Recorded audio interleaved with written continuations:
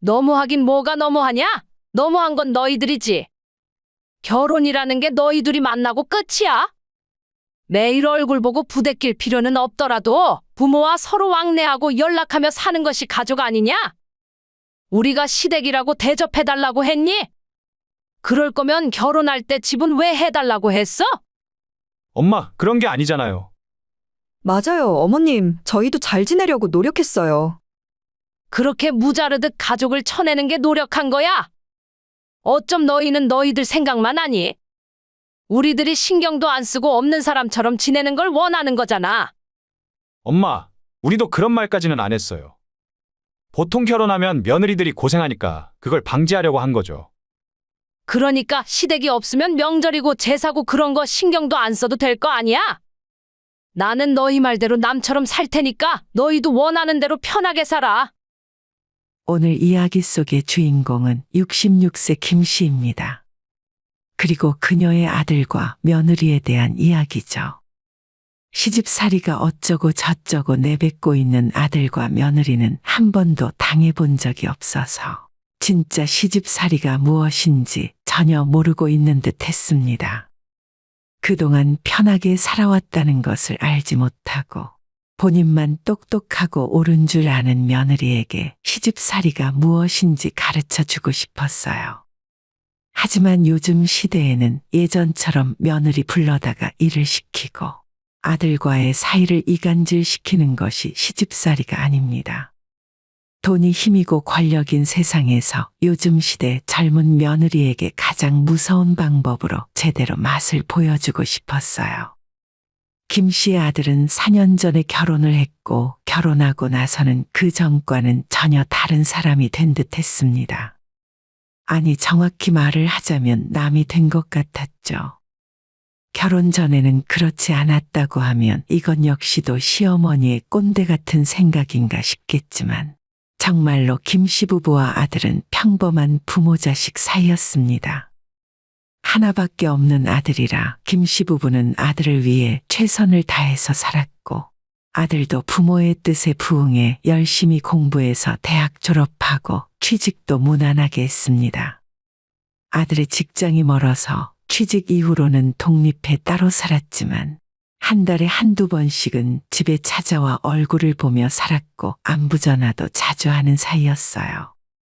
아들이다 보니 아무래도 딸처럼 살갑진 않았어도 무뚝뚝하게나마 부모를 챙기는 면도 있었습니다. 가끔 밖에서 만나 외식을 하기도 하고 명절이나 생일, 어버이날 같은 기념일엔 서로의 선물도 챙기곤 했었죠. 결혼하면 그 횟수가 줄어들 것이라곤 생각하긴 했지만 마치 남남처럼 서로 갈라지게 될 줄은 꿈에도 몰랐습니다. 물론 그것이 며느리의 탓만은 아니겠죠. 며느리보다 아들이 더 괘씸했었고 그 아들을 그렇게 키운 것도 김 씨 부부의 잘못이었어요. 아들 나이가 33이 되었을 때 갑자기 결혼하고 싶은 여자가 있다면서 조만간 상견례 자리를 만들겠다 하더라고요. 여자친구 있다는 말도 한 번 듣지 못했는데 너무 갑작스러운 말이었어요. 뭐? 결혼할 거라면 그 전에 최소한 한 번쯤은 우리한테 소개시켜줘야 하는 거 아니니? 아, 제 여자친구가 불편한 건 싫다 하더라고요. 순간 김 씨는 뭘 잘못 들은 줄로만 알았습니다. 아들과 결혼하겠다는 여자가 얼굴조차 보여주기 싫다고 하는 게 맞는 일인가 싶었죠. 보통은 상견례 전에 집에 데려와서 인사라도 한번 해야 하는 거 아니냐? 보통이라는 게 어디 있어요? 집마다 상황이 다른 거죠. 제 여자친구가 낯을 많이 가리는 편이에요. 아들은 김 씨에게 무심하게 대답했어요.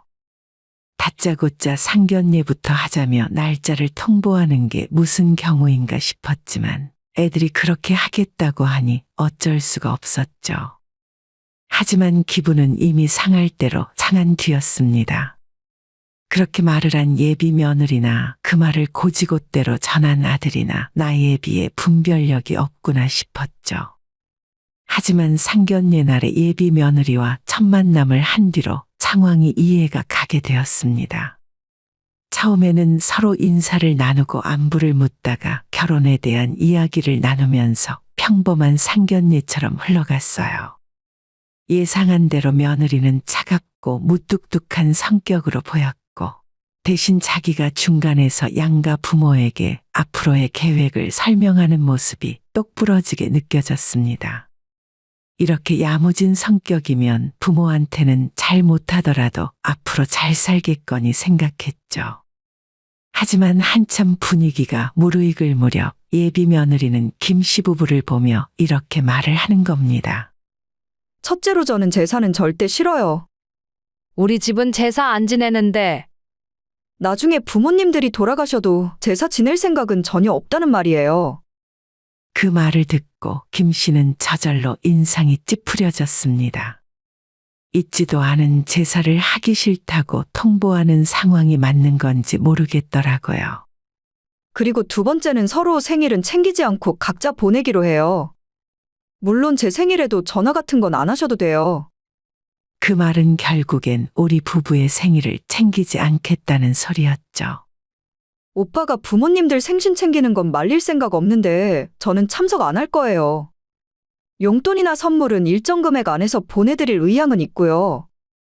여기까지만 해도 남편 입에서 헛웃음이 절로 나오고 있었지만 아직 하나가 더 남아 있었습니다.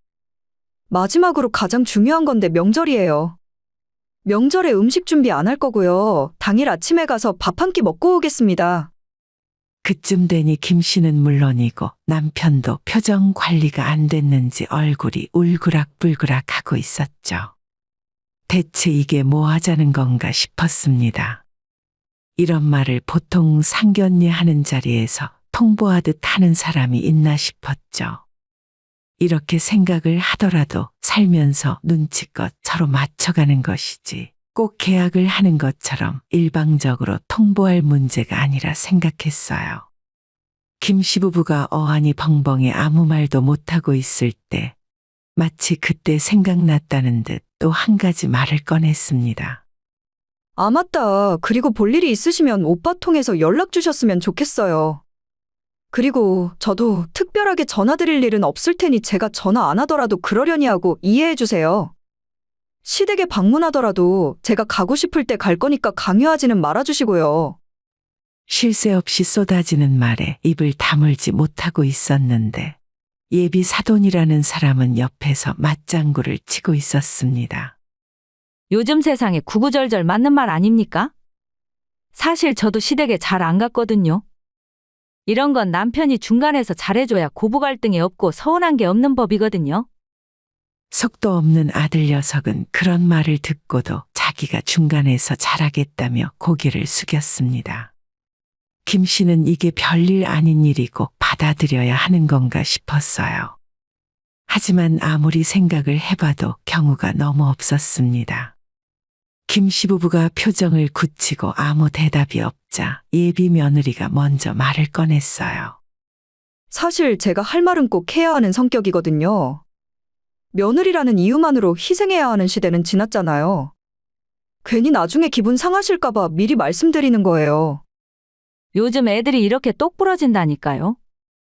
저희 집은 딸만 둘이라 애들 덕분에 생각도 젊게 살고 있어요. 제가 어디서 들은 소린데 아들이나 며느리는 해외 나가 사는 친척이라 생각해야 속이 편하다 하더라고요.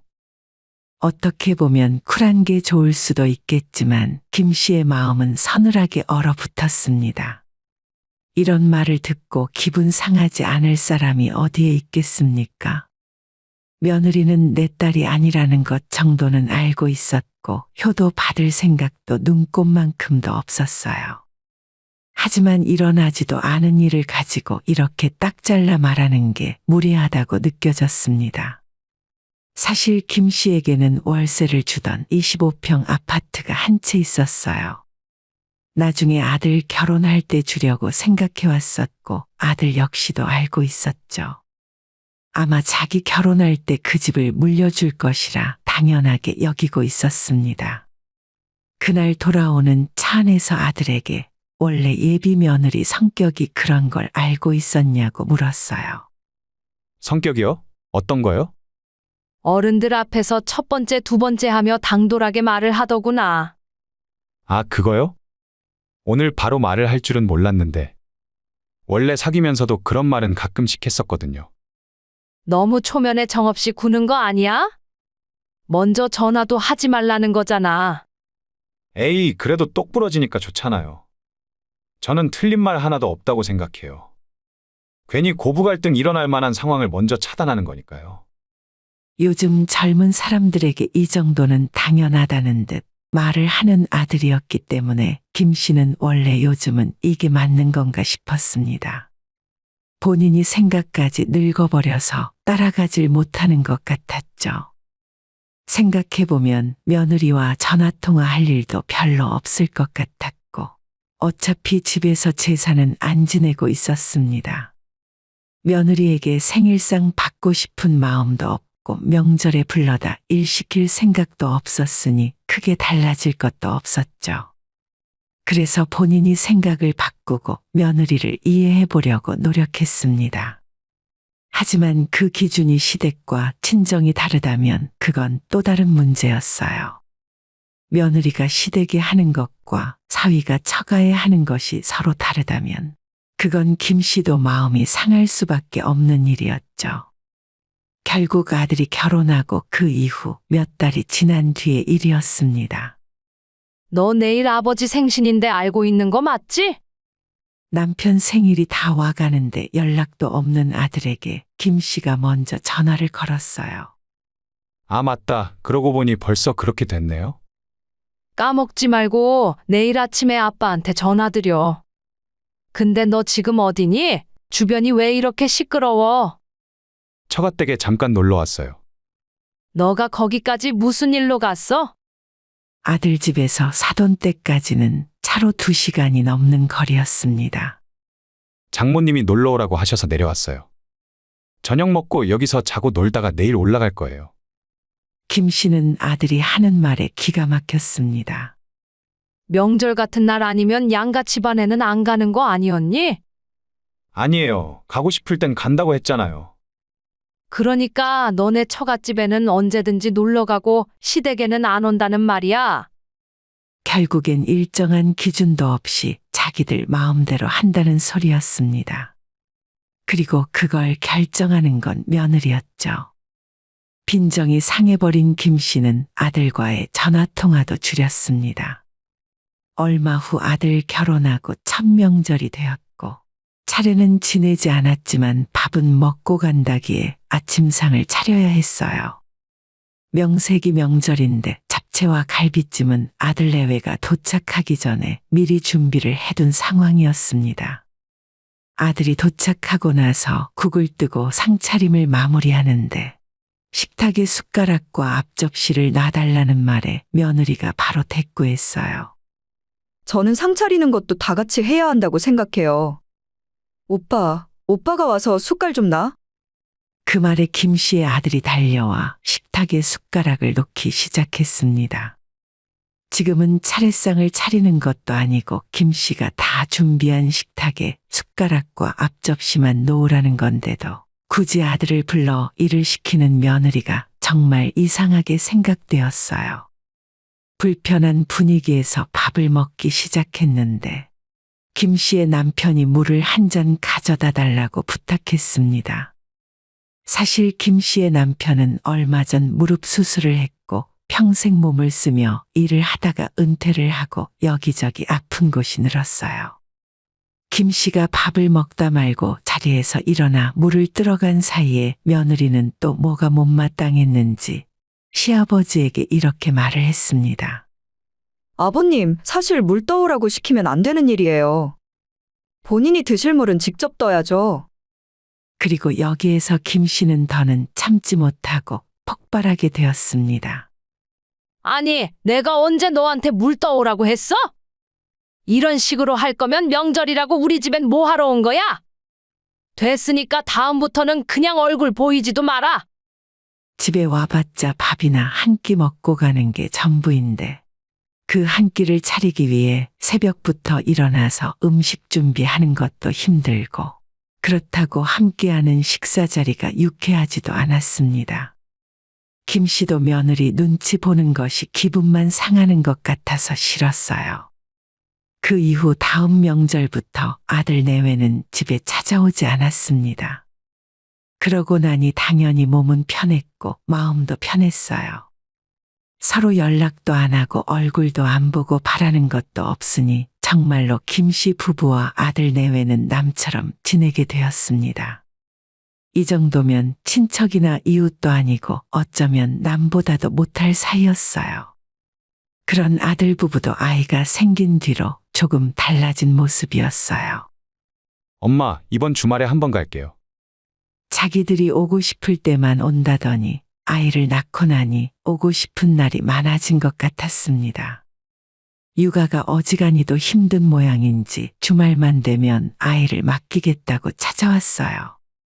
그렇게 남처럼 지내더니 정작 자기들이 필요할 때는 부르지 않아도 잘만 찾아오더라고요. 사실 사돈댁과 거리가 멀다 보니 애봐줄 사람은 김씨 부부밖에 없었죠. 처음엔 눈에 넣어도 안 아플 손주라서 김씨도 모르는 척 받아주었어요. 괘씸한 마음이 들었지만 그래도 손주는 예뻤습니다. 저희 가볼게요. 며느리는 주말에 찾아와 아이만 두고 1분도 지나기 전에 가버렸어요. 늦은 나이에 애 보느라 당신이 고생이네. 남편은 손주를 업고 있는 김씨를 보며 혀를 쯧쯧 찼습니다. 어린 아이를 돌보는 일이 쉬운 건 아니었지만 그래도 내 손주니 견딜만 했습니다. 하지만 그것도 얼마 못 가고 아들 내외에 이어 손주까지 꼴 보기 싫어지게 되는 일이 생기고 말았어요.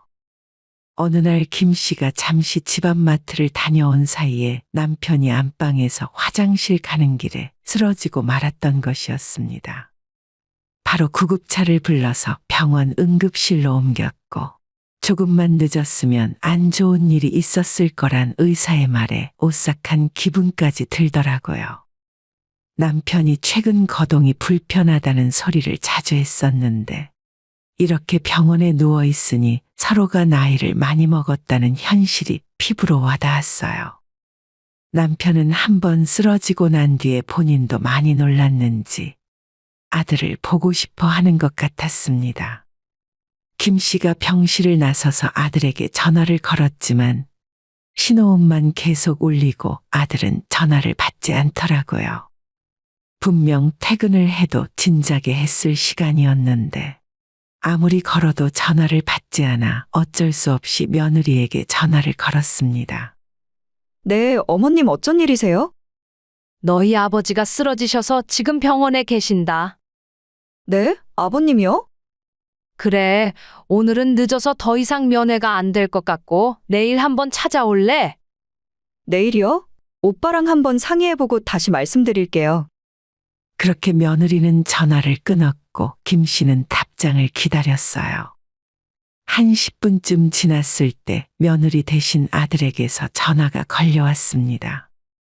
엄마, 아버지 쓰러지셨다면서요? 그래, 지금은 좀 괜찮아지셨어. 하마터면 큰일 날 뻔했대. 사실 제가 연차 내고 처갓집 식구들이랑 펜션 놀러 왔거든요.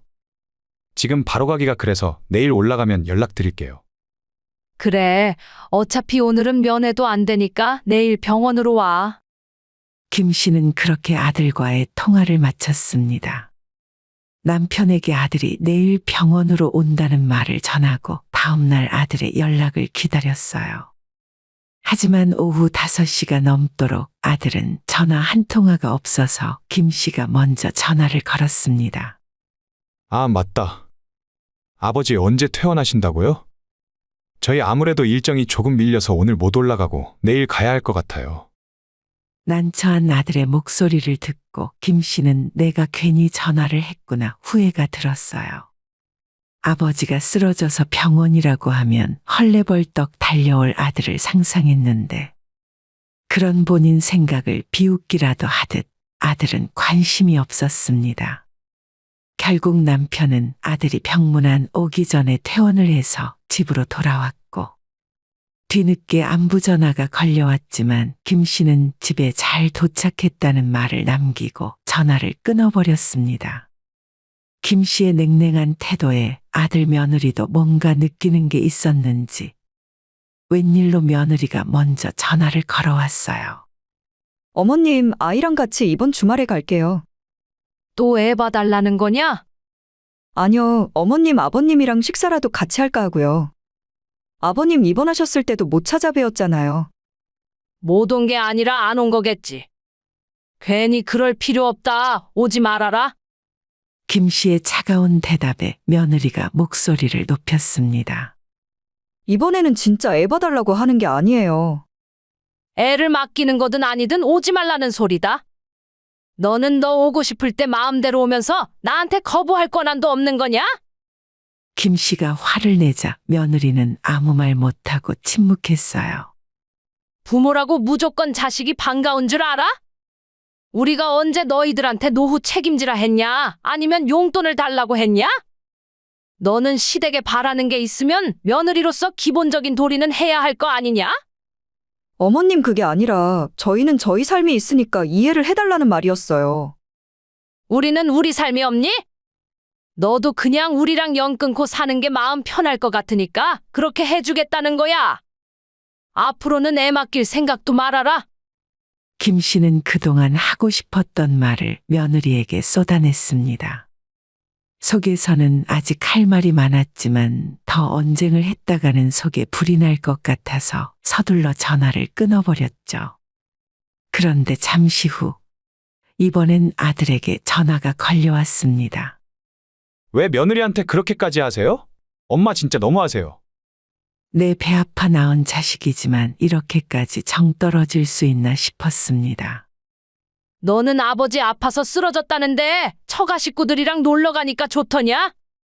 자식 노릇도 싫고 며느리 노릇도 싫은데 결혼할 때 집은 왜 받아간 거야? 어쩜 너희는 너희들 생각만 하니? 앞으로 명절이고 제사고 그런 거 신경 안 써도 되고 편할 대로 살아. 그리고 받은 건 돌려줘라.